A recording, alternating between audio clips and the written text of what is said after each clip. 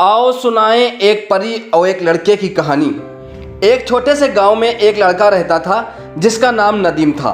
वह एक गरीब परिवार से ताल्लुक़ रखता था, लेकिन उसका दिल बहुत बड़ा था। वह हमेशा दूसरों की मदद करने के लिए तैयार रहता था। एक दिन जब नदीम जंगल में लकड़ियाँ इकट्ठा कर रहा था तो उसने एक परी को देखा। परी के पंख बहुत ही सुंदर थे और उसकी आंखें चमक रही थीं। नदीम परी को देखकर हैरान हो गया और परी को छिप कर देखता रहा।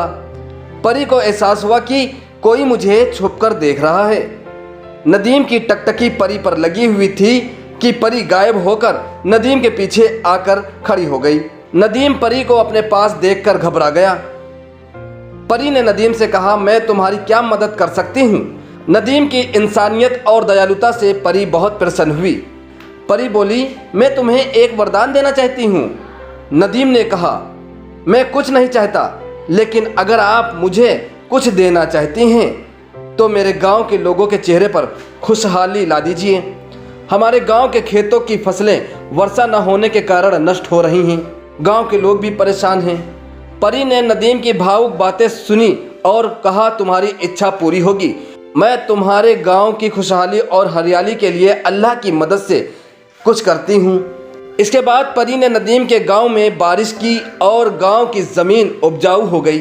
फसलें भी हरी भरी हो गईं। गांव के लोगों को खुशी मिली।